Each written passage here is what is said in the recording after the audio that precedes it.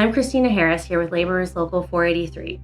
We're here because we're concerned about the cuts in PPR's proposed budget. It would include the loss of 70 positions, or the equivalent of 56.6 full-time positions. Additionally, we are concerned about reductions in service levels, potential revenue tailspins, and the elimination of many living wage jobs.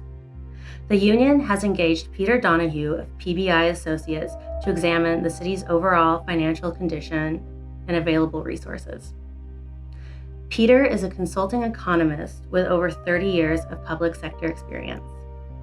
He has examined municipal budgets across the nation and is known as a resource when budgets are in crisis. Without further ado, I'll let him present his findings. Thank you. Thanks, Christina. Thanks for the opportunity to work with Local 483. Everyone's concerned about public parks, and the provision of public park services has become more and more important, particularly as the level of inequality is growing in the United States and in the city of Portland.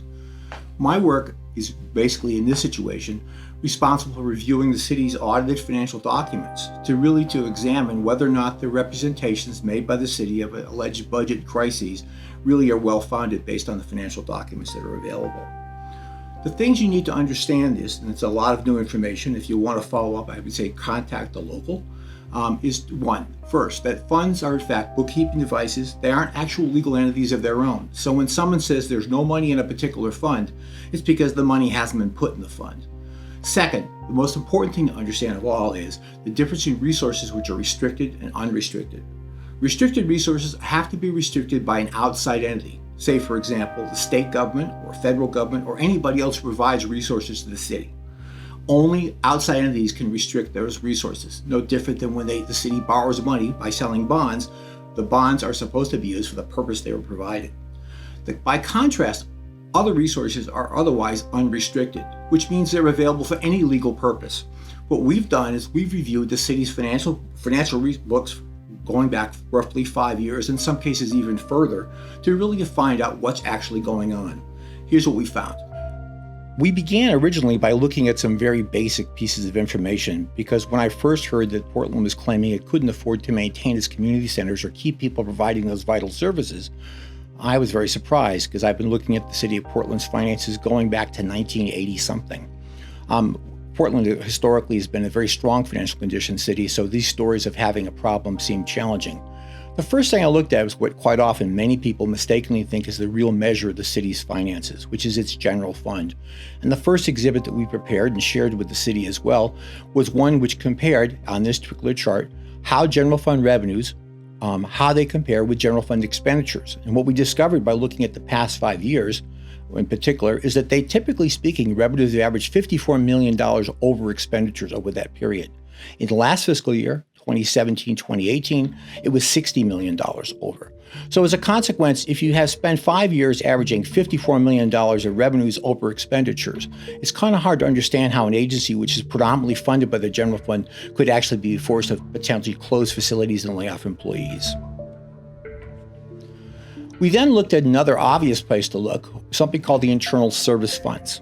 And internal service funds are those which provide support to operating departments that serve the public. Typically, it's whether it's providing pencils or lawyer time or computer time or gasoline along the way. The internal service funds are supposed to be, at least according to the city's internal cost allocation plan, are supposed to charge operating departments that serve the public only the actual cost of providing the equipment or supplies or services.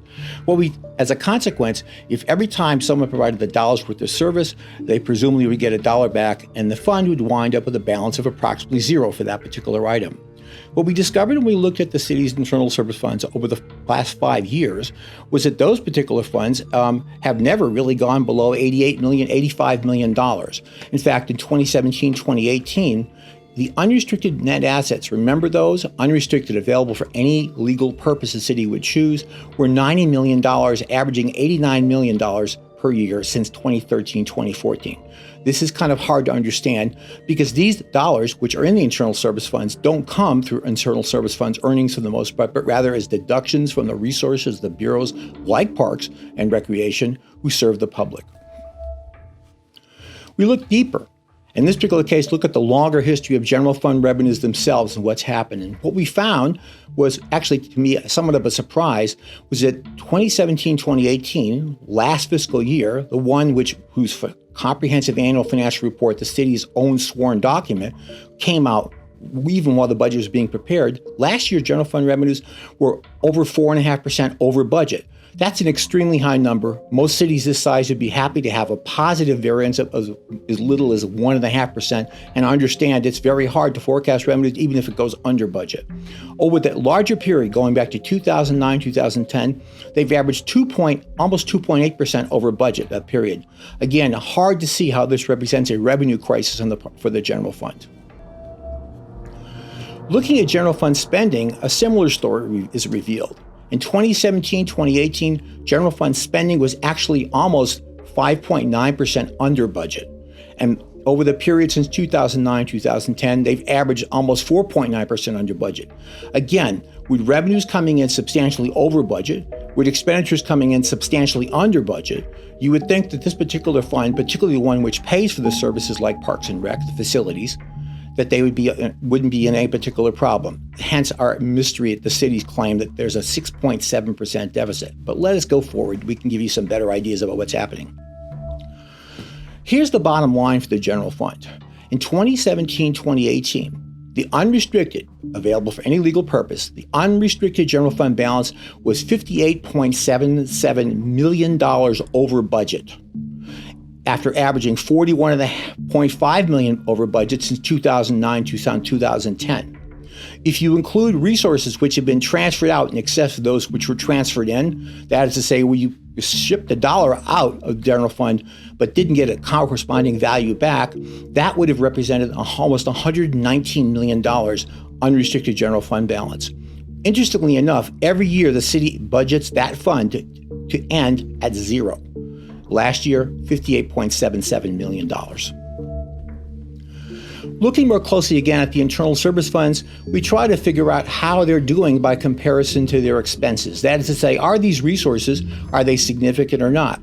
Now, an agency called the Government Finance Officers Association, which the city participates in, recommends that the fund balance of a particular fund or a city as a whole should be approximately 16 or 17%. That's considered optimal. In fact, for some larger cities, 10 would be considered good, 7.5 is adequate or less.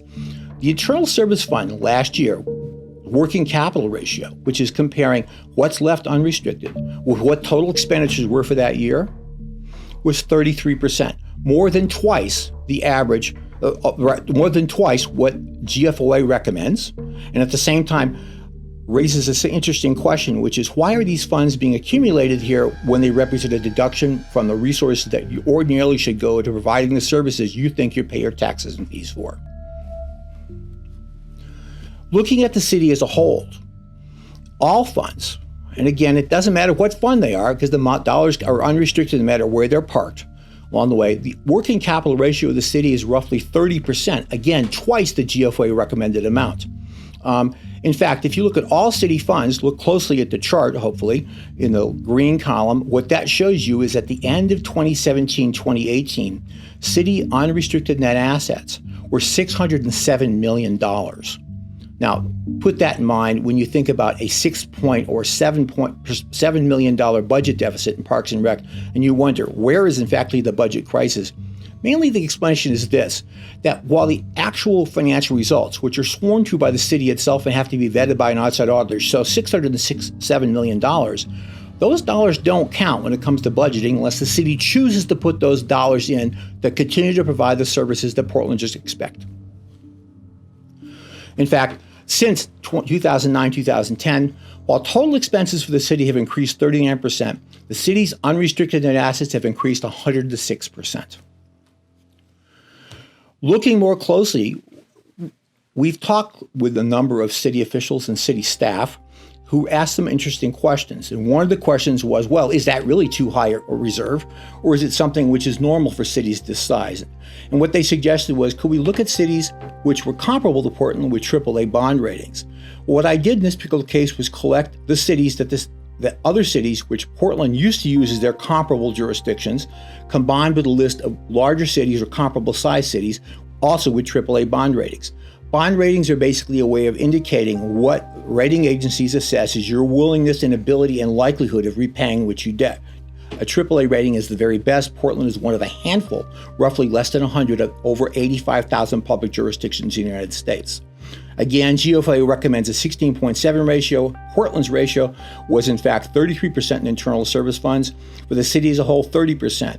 By comparison, in the table to the right shows you, along with their bond ratings, other cities' average was 20% versus working capital and internal service funds, which is roughly means the city's actual reserve is more than 50% greater than the average of all of its comparable jurisdictions with AAA ratings.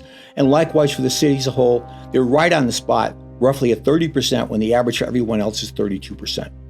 This really raises a question, which is if the city has these resources and has sworn that these numbers are correct in its comprehensive annual report, which is available on the city's website, where we drew all these numbers from, why is there a crisis in parks? We don't understand, and for that matter, we want to continue asking other people to raise the same kind of questions. The money is here. Portland is booming. You can see it all around us. Community centers should stay open. Parks employees should be able to keep their jobs. Children deserve more preschool, not less. Decisions are being made right now about the future of Portland and your available services. We urge you to contact City Council by email, phone, or writing a letter and let them know how you feel. Please join us at the public hearing for the mayor's proposed budget on May 9th at the World Forestry Center. Community groups all across the city will be hosting a rally at 5 p.m. ahead of the hearing, and I hope to see you there. Christina Harris from Laborers Local 483 here with an update. While Peter Donahue has identified multiple funding sources, one that has been acknowledged by the city is the large number of vacancies currently being held. By our estimates, taking the current vacancies, assuming new employees coming in at the first step of the salary schedule for a full year, and adding in the cost of benefits at 25%, 718 vacancies would equal $55 million. To fully fund parks, that would be roughly 12% of the $55 million. While we believe it may be important to fill some of these vacancies in order to complete city work, we have concerns that other vacancies will continue to be held and the money could be better allocated towards parks.